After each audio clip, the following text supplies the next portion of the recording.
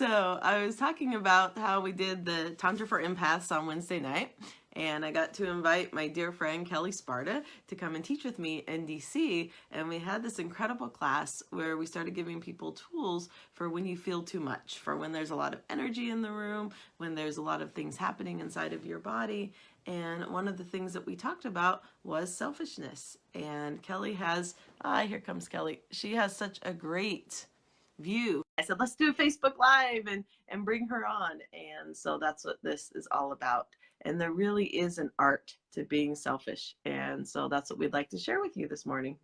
There we go. Hi, honey. Hi, honey. So this is Kelle Sparta, everyone. And she has some really fantastic, terrific ideas and tools about being selfish. And so Kelle and I met in Boston a few years ago, and we did a couple of energy classes, and we just found that we have so much in common. And one of those things is feeling a lot. And so I'm going to let Kelle introduce herself, and then Kelle share what is the art of being selfish. Hi, guys. I'm Kelle Sparta. I'm a transformational shaman. I call myself the spirit doctor. And what I do is I work with people who have had challenged childhoods where they didn't get their needs met or where they felt like they were in danger or unsafe in some way, and help them to find the willingness to be happy and to feel loved and to have success in their lives and to be able to receive that and take that in and feel worthy of it. And, this is one of the things that Monique and I were talking about at this class on Wednesday. And I just have to take a minute and say, Monique, I came home that night going, oh my God, our stuff blended so perfectly. It was like we each had half of each other's stuff, and it just went smush so beautifully. So anyway, I'm just having a moment. I'm having a love fest moment. But we started talking about selfishness, and we started talking about how, a lot of us have been trained that the worst thing you could possibly be in life is selfish. And that therefore we're not allowed to actually want anything or have anything in our lives that's good unless everyone else has something first. And it's like we have to sacrifice ourselves on the altar of other people's happiness, right? And it's just this horrible way to live, honestly, because you're self-sacrificing all the time, and therefore you don't exist in your own life. And so one of the things that we were talking about was the concept of selfishness, and the idea that what I said to everybody was, look, you have been in service to everyone else your entire life. You have put everyone else first your entire life. You have earned the right to be selfish. And in fact, there is absolutely no way you could ever be that selfish person that you're afraid of being, because inherently, if you're someone who has been self-sacrificing, you are a loving, caring individual who thinks of others first at all times. And to force yourself to think of yourself first is an effort. And so therefore, you're never going to be that person that you're afraid of becoming. You are too loving and too open and too caring and too conscious of other people's needs and feelings for that to ever happen. So what I encourage you to do is to be as selfish as you can possibly be. Be just the most selfish you could ever possibly imagine being, and you will be almost selfish enough because of your natural tendencies that you've been brought up with. And it's really, that's what it's about, is just being as selfish as humanly possible so that you can be almost selfish enough to really actually take care of yourself in your own life. Because we were talking about the difference from giving from that place of selflessness is that then you're reaching into the bottom of the barrel of what you have to offer. And so then you're giving with tiredness, exhaustion, resentment. Like there's still a cost, even if it's just that you want to be appreciated. It can't come from you for free unless you're filled up and you're resourced. So that's the art of being selfish, is like really, like what Kelle said, I loved it so much that we have permission to be as selfish as we possibly can. because there's still so much guilt in my own life as I started putting myself first. And I'm like, oh no, everyone else is going to suffer. And I really felt that for such a long time. And I realized the more that I actually take care of me, then the more resources and the more ability I have to love and be that human being that I love, that I enjoy being and offering to everyone else. And the less that I actually take time or put myself first, then the less I actually have to give to others, and the more resentful I am, and the more I need to hide afterwards. Yeah. Well, and it's interesting because I talked to some people at the event, and there's this sense of, oh, well, I do take what I need when I need it. And it's like, yeah, but, and this is the other piece that I talk to people about all the time, is that what happens is that we wait until we're desperate to ask for what we need. And then we're not actually asking, we're demanding, because we are desperate. Yeah. And there's no option for the other person to say no because we're desperate. And so it's actually worse to wait until you're at that stage, because now you're in the place where you have to manipulate someone else to get them to give you what you want, because you don't have the option for them to say no.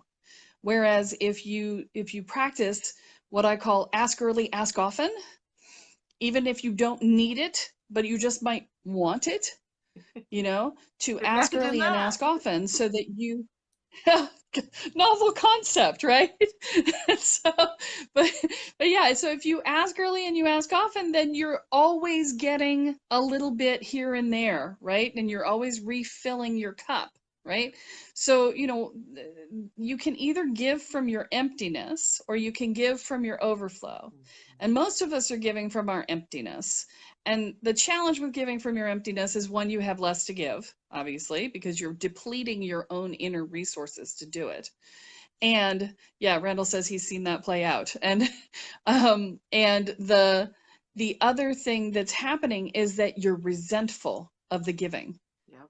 And you get resentful of the giving because you are giving away your own resources, your own inner resources, instead of the extra overflow that you have from having collected when you needed it, or even when you didn't need it, when you just wanted it, right? So if you make sure your internal tank is always topped up, then there's no resentment for giving for like the first half of it.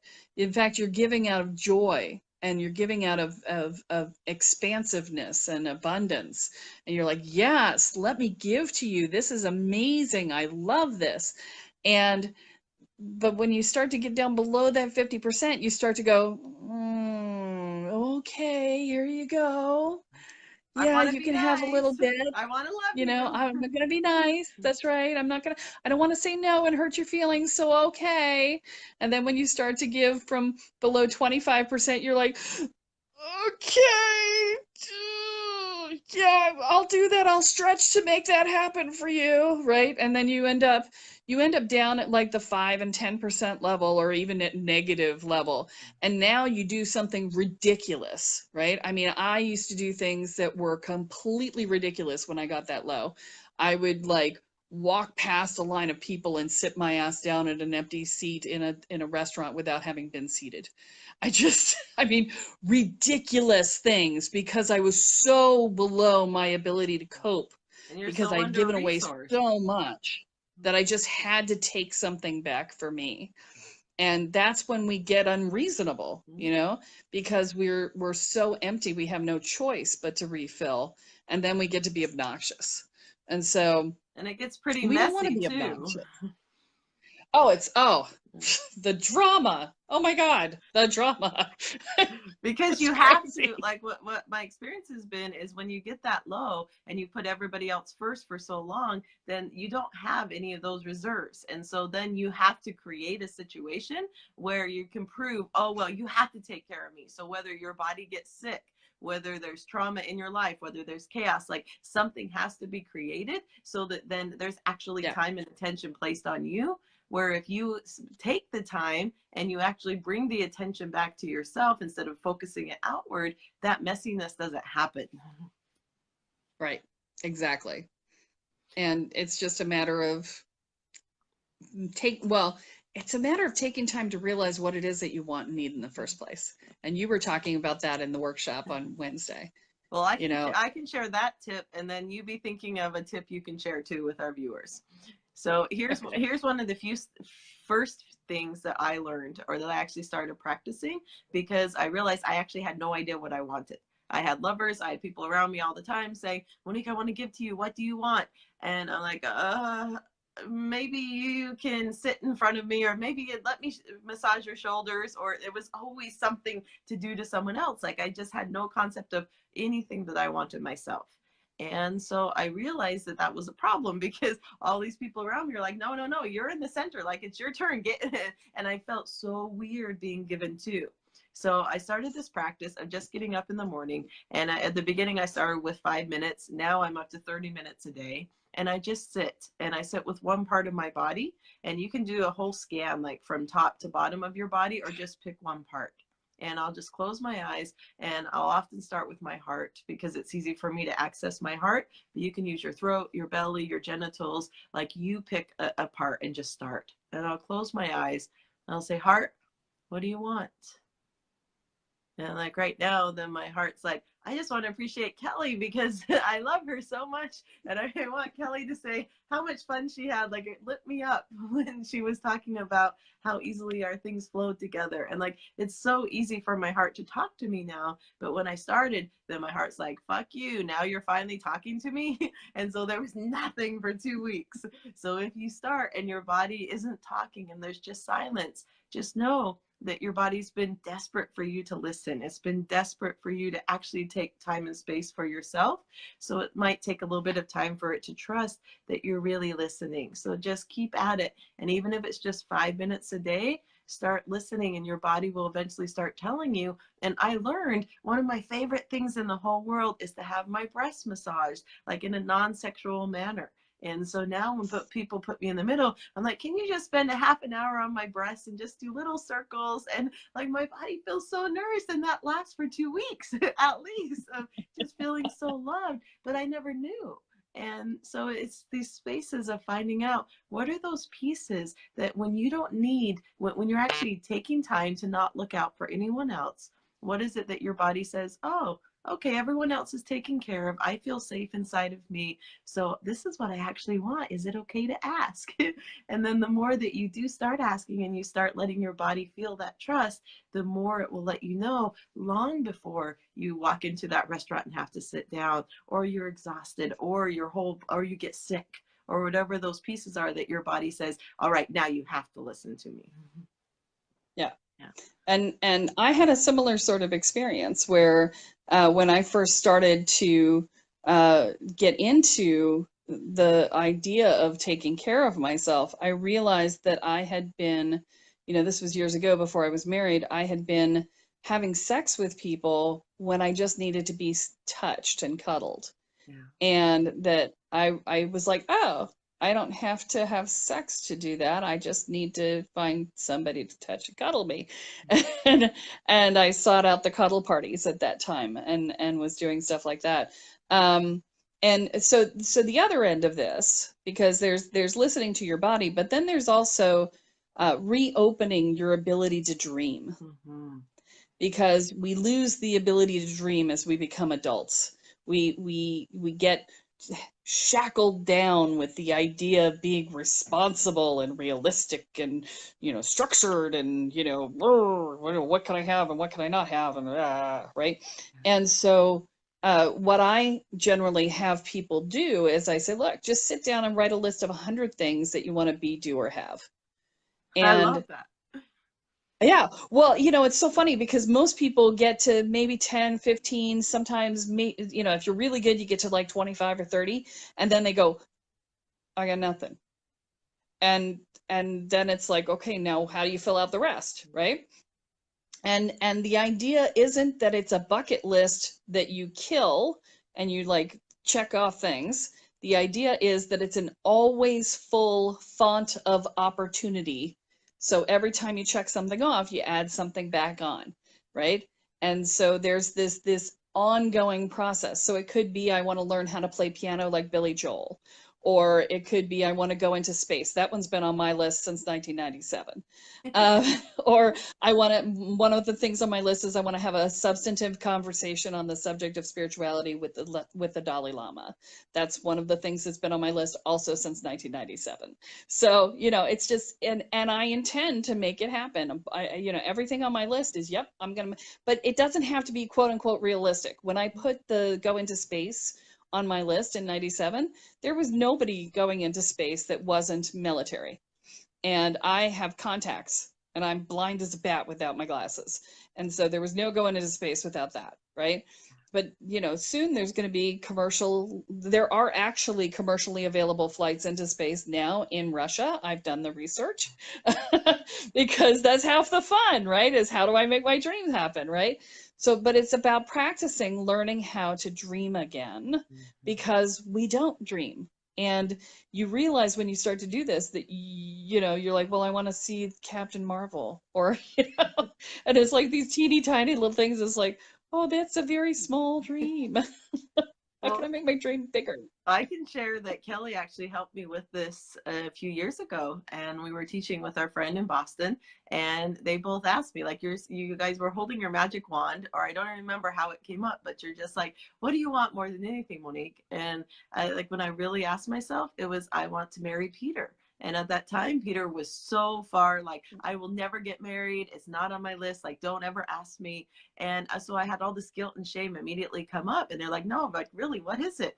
And so when I shared that with them, then instead of like all my other friends are like, no, you can't even imagine that. Then there was all this excitement. And Kelly's like, I have a wedding dress in my closet that we can alter for you and we can get bridesmaids. And like, it was the first moment that I actually felt like it was okay to dream that. And a year later, Peter and I did have our own ceremony. It just looked completely different than the weddings that are out there. But that never could have happened had I not opened up my eyes and in that moment said, this is what I want. And that year, like, that was the biggest thing that anytime I felt into, what do I want? I want to marry this human and like spend the rest of my life with him. And that was, you really helped me with that, Kelle. Thank you. I had no idea. Thank you for sharing that. I remember the conversation now that you mentioned it, but I didn't realize the import that it had at the time. Yeah. Yeah, So later I'm the yes girl. I tell people I'm the yes girl. It's like, you want something, come tell me and I'll tell you yes. I love to be the cheerleader and the how to make it happen, because I always have a creative solution, Well, in September, then Kelle and I are going to get back together. We will post it soon, and we're going to do a workshop called The Armory in the Heart.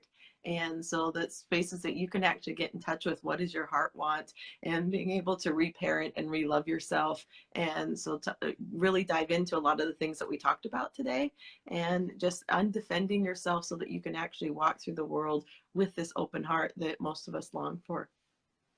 So yeah, I'm super excited for that, honey. And how do people find you? Like, if my viewers are on here looking at you and they're like, ooh, who's this woman? I want to know more. How do they find you, Kelle? So you can see my name at the top of the screen there, I think. Can you? Yeah. Or does they will, that, or is it just when we save this and put it on, they'll definitely be able to see. All right. So yeah, it's my name, KelleSparta.com. So it's Kelle with an E, Kelle, Sparta, like the Greek city-state.com. And if you want, I've also got a podcast, and Monique and Peter are both going to be on the podcast coming up soon. And the podcast is SpiritSherpaPodcast.com. So, or Spirit Sherpa, if you're on a podcast provider, you can search for Spirit Sherpa anywhere and find it that way. So Randall says he also wants to learn how to listen to your heart. So maybe that will be our next topic. Yeah, there we go. That's a good one to talk about. Yeah, Randall, it will once I stop this and then I save it. So it will be on my wall, and it will be on Everyday Tantra. And because those of you that follow along know I do these videos on Everyday Tantra. And I just hearted so that you can now find me in the hearts too. And it's my hope to bring Kelle back once a month, and we'll talk about these kind of topics, because Kelle and I have a similar foundation, but we also seem to come at it from mirror image effects. And so when we both are able to talk, then we're able to give you all of these full circle of tools and skills to be able to reparent yourself, love yourself, and like walk through the world with a more solid base, especially if you're an empath or a highly sensitive being or someone that's cared for others your whole life. And so I'm super excited to start doing that with you, Kelle. I am too. I'm so excited. Thank you. Thank you all for joining us, and we look forward to the next edition. Love you, Kelle. I love you too, Monique. I love all of you, and you have permission to be selfish. Go do it. Bye, love. Don't be selfish. All right. Bye, guys.